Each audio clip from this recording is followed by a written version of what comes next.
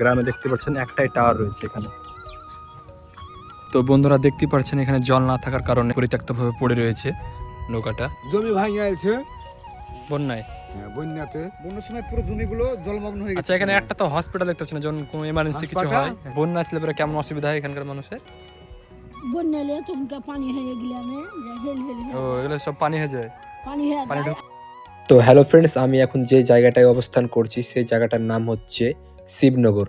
তো এদিককার মানুষের সকল ধরনের সুযোগ সুবিধা পায়, হসপিটাল কলেজ সব কিছুই পায়, কিন্তু এই যে নদীর পাশের গ্রামের মানুষগুলো যেগুলো থাকে বস্তি এলাকায়, তারা কিভাবে থাকে, তারা কিভাবে দিন কাটায় এবং তারা কেমন সুযোগ সুবিধা পায়, আজকের এই ভিডিওতে আপনাদেরকে ফুল ডিটেলসে দেখাবো। তো বন্ধুরা, এই পাশে যে বাড়িগুলো রয়েছে, এই পাশের মানুষেরা সকল ধরনের সুযোগ সুবিধা পায়, কিন্তু যে চরে এই বাড়িগুলো রয়েছে তারা কেমন কষ্টে কিভাবে থাকে, তো আজকের এই ভিডিওতে দেখাবো। তো বন্ধুরা, এই যে জায়গাটা দেখতে পাচ্ছেন এটা হচ্ছে মোড়, কারণ নদীর ধার থেকে যখন মানুষরা উঠে আসে তখন তারা এই টোটোতে করে আপন আপন গন্তব্যে তারা যায়। তো বন্ধুরা, ওই পাশে যে গ্রামের মানুষেরা যখন রাস্তা দিয়ে এই পাশে আসে, তো এটা হচ্ছে মেন রাস্তা, এমনি তারা যাতায়াত করে দেখতে পাচ্ছেন। এটা চলে যাচ্ছে সামনে রোড, আর এটা চলে যাচ্ছে তাদের একটা দ্বীপ ছোট্ট। বন্যা আসলে এগুলো সব ডুবে যায়, দেখতে পাচ্ছেন এইসব জায়গাগুলো সব ডুবে যায়। তো আজকে আপনাদেরকে দেখাবো, চলেন আপনাদেরকে নদীর ধারটা দেখা কতটা গভীর।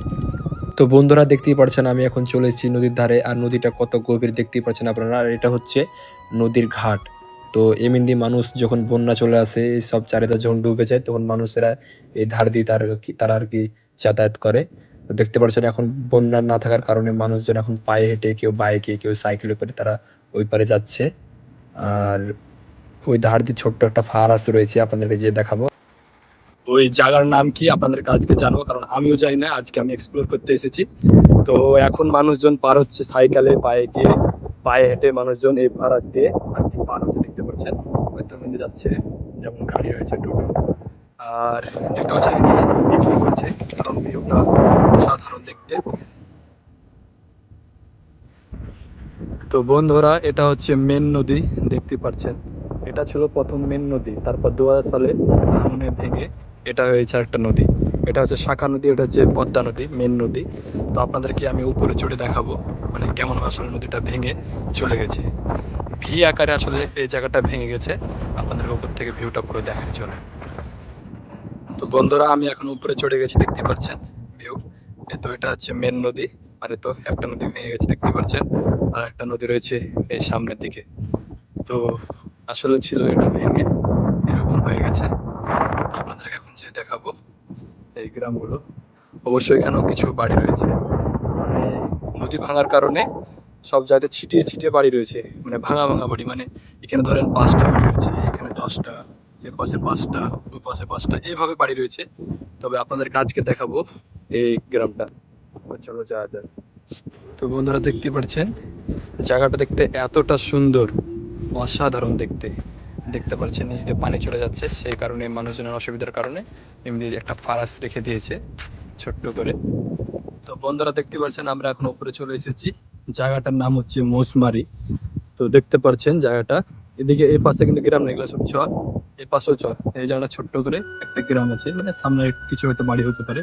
তো আপনাদেরকে যে এক্সপ্লোর করবো, এখানে কিন্তু দোকান রয়েছে এবং বাথরুমও রয়েছে, সরকারি বাথরুম। এবং জায়গাটা দেখতে পাচ্ছেন কত সুন্দর। আর মাটির রাস্তা দেখতে পাচ্ছেন, বালি মাটির রাস্তা দিয়ে আমরা হেঁটে যাচ্ছি, এবং জায়গাটা দেখুন কত খারাপ, এই রাস্তাটা দেখুন কত খারাপ হয়ে গেছে। আচ্ছা, এদিকে হাসপাতাল বা স্কুল কলেজ এখানে নাই কিছু? কলেজ নাই, স্কুলের দোতলা স্কুল। স্কুল আছে না? না স্কুল আছে হসপিটাল নাই?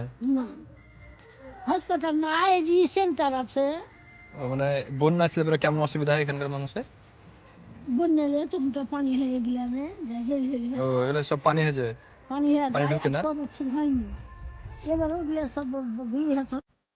তো বন্ধুরা, দাদির মুখ থেকে শুনতেই পেলেন যে যখন এইসব গ্রামে যখন বন্যা ঢুকে যায়, তখন এইসব গ্রামগুলো আর কি সব ডুবে যায়। তো দেখতে পাচ্ছেন কত সুন্দর গ্রাম, শান্ত এবং সুন্দর গ্রাম, চোখে দেখলে চোখটা জুড়িয়ে যাবে। এবং এখানে কারেন্টেরও সুবিধা রয়েছে, গবাদি পশুও পালন করা হয়। তো বন্ধুরা, এই গ্রামটিতে সব থেকে অবাক করার বিষয় হচ্ছে এটি, যে এই গ্রামে মাত্র একটি মোড় রয়েছে, আর মাত্র ৩টা দোকান মিলিয়ে। আর এই মোসমারি গ্রামে মাত্র একটি মসজিদ রয়েছে। মিডিল চরে বলে আপনার জমি রয়েছে কারো কারো, তারা হ্যাঁ বলে ১ মাসের জন্য তারা যায় হ্যাঁ হ্যাঁ আলাই কাটার জন্য। কালাকার দিন তো আপনাদের এখন পরিষদ কাট দিচ্ছে না, দিচ্ছেন না? না ডাল পাচ্ছে। আপনাদের সুবিধা অসুবিধা ওখানে কি হয়? হ্যাঁ আপনাদের সুবিধা অসুবিধা কি হয় ওখানে? অসুবিধা হয়তো মারপিট হচ্ছে।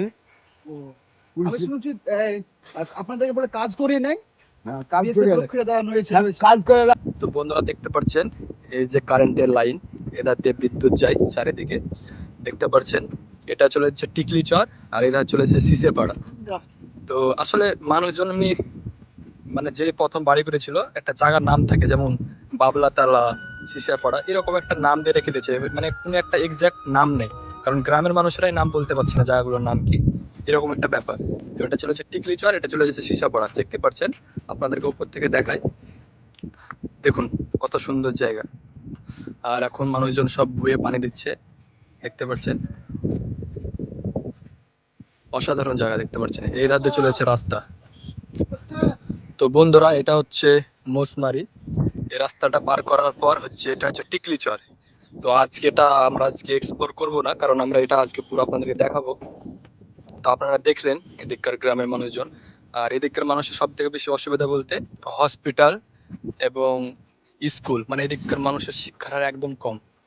দেখুন ছোট ছোট বাচ্চারা মাথায় কাদা করে নিয়ে যাচ্ছে। ওরা এদিককার মানুষেরদের কোনো বাইক বা টোটো মোটো কিছুই নেই অন্য শহরের মতো, তাই দেখতে পাচ্ছেন অতিথির বাড়ি যাবে তাও পায়ে হেঁটে আসতে হচ্ছে ওদেরকে।